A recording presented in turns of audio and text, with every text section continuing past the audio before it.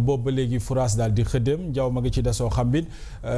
Thierno Alassane Sall di député ci législature bi sàkku nañu leeral mbirum woto yi déjà bëgg nañ ci am sa lecture oto yi ni nga koy déggee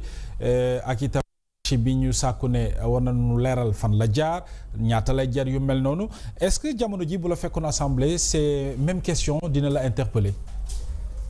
ñaanuma ko yàlla mu interpeller ma ko parce que problème bu ñu réglé woon la ba pare. réglé woon ngeen ko. ba pare.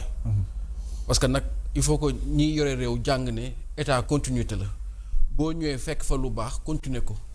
mais bul am prétention ne yow laay réinventer la roue surtout bu ngeen liggéeyee si ay slogan yoo xamante ne yëpp benn du ci dëgg. bi ma déggee coowul milliards 5 milliards yi ñu jox xale yi dama ne c'est la fin du don de soi pour la patrie. bu ma gisee premier ministre voyage ak jet privé c'est la fin du don de soi pour la patrie. bu ma jegee coow assemblée dama naan on a tué dans l'œuf le jubal jubanti donc ça veut dire que slogan yi ngeen di jaay askan bi ba ñu jënd ko ba fal leen au fur et à mesure yéen a ngi koy yàq benn par benn c'est comme ñi fi nekkoon di wax ne la patrie avant le parti ainsi de suite et je pense que sénégalais ñi ngi fi di observer ñoom bi ñuy falu dafa fekkoon président Macky Sall taxaw ci dëkk bi ne état li muy dépensé ci oto ëpp na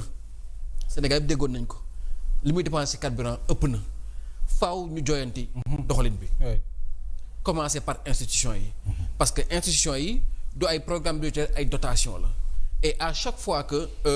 assemblée wala législature bu bees am il faut ñu jënd oto yu bees bu ñuy dem ñu daal leen koy bàyyi ndax fii Sénégal la koo fi jox oto da ko doon oto un an jox ko mooy la bëgguma ko waaw ñun bi ñuy ñëw yàlla dogal ñëpp képp ku am xel tuuti xamoon ne assemblée bi du yàgg donc assemblée 2 ans la donc moo taxoon ñu am possibilité introduire réforme mooy lan mooy que kenn joxeetul oto dañuy joxe indemnité et ça pour moi ñun au départ dañu meroon parce que dañu ne coow li lan la woon ñeneen fàttali ko dañu ne woon président Macky Sall dafa bëggoon xañ les 65 députés de Yewwi ñu am oto yu ñuy campagner au début loolu la ñu waxoon mais au fur et à mesure boo avancé dugg ci vie parlementaire gis revenu parlementaire li la nit ñi di yen jàpp ne député am na àdduna ak li ci biir ak réalité bi bokkul député bu ñëw man xam naa benn député bi muy ñëw seen kër da fekk ñuy mirage seen kër am problème ñu doy waar bu ñëw ñu def automatiquement ngeen jëli prêt pour régler ay problème mais le député après day jékki-jékki commencé nekk à la limite dans une forme de précarité moo taxoon yu bëri ngeen koy dégg assemblée et lu mu nekkoon lu ñu doon rafetu woon indemnité oto yi demoon na ba nga xam ne indemnité oto bu la koy yónnee par exemple indemnité dama am dañu naan man sama salaire fi nga ma koy virer compte bi indemnité oto bi fii nga ma koy virer yow boo ñëwee fekk fa système boobu c'est simple mais laajal député yi kan moo bëgg gàdde jënd oto wala kan moo bëgg gàdde indemnité su la nee ñi bëgg gàdde seen indemnité nañ gàdde seen indemnité parce que am na ñoo xam bi ñuy ñëw àndaale nañu oto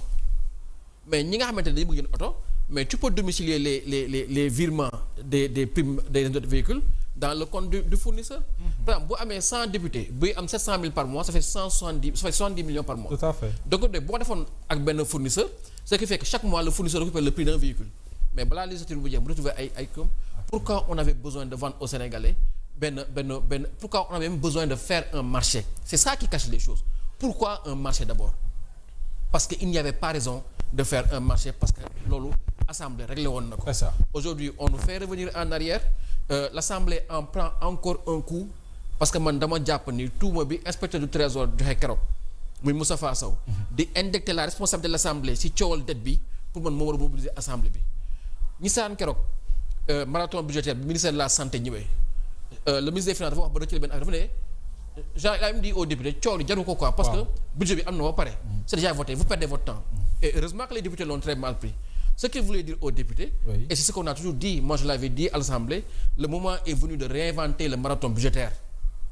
parce que on est à l'ère du budget programme mais Mohamed est-ce que tu te rends compte que rapport de performance programme budgétaire yii ñëw Cour des comptes lay jóge l'Assemblée ne fait aucun travail pour évaluer la performance des budgets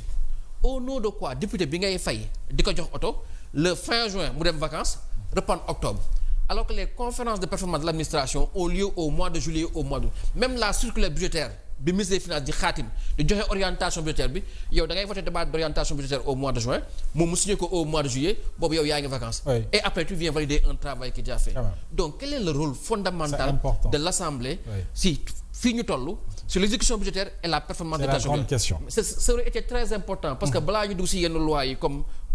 lance d'alerte mais quand le ministre des Finances écrit la circulaire budgétaire daf koy boole ak la liste de tous les responsables de programme budgétaire. Mais lu ñu koy doyee porter à la connaissance si on ne peut pas responsabiliser ces gens dans l'exécution des dépenses le contrôle des dépenses plutôt que dañuy indil ay lois qui ne sont pas conformes à notre administration comme les lanceurs. C'est dommage. Merci. C'est voilà comme ça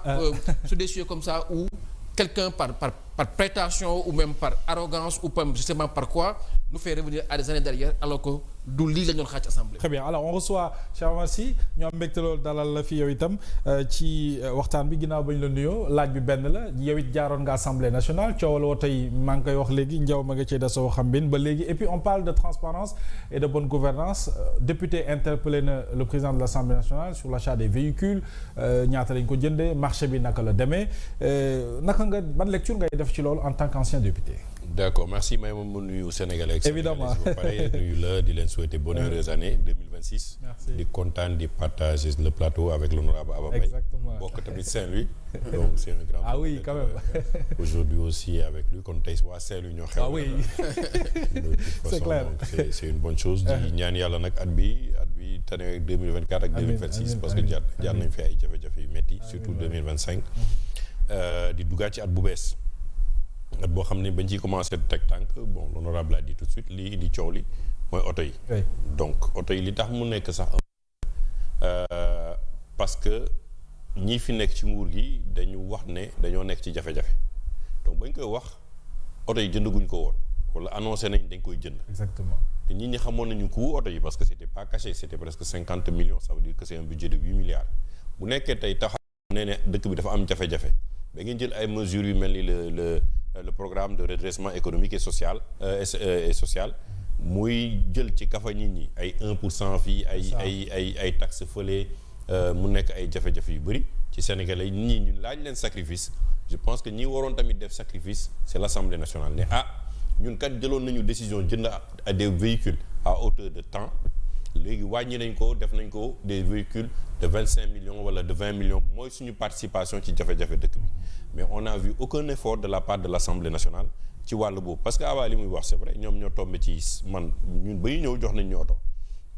ñoom ba ñuy ñëw jox ñu leen oto dañ leen jox ay indemnités donc il y avait quelque chose qui était réglé et je rappelle en son temps même ñun ba ñuy jox oto il y avait une position qui a été dégagée avec l'honorable député Hélène Tine dañu ne woon oto yi ñuy bëgg a jox mën na am mu cher ci kafagay askan bi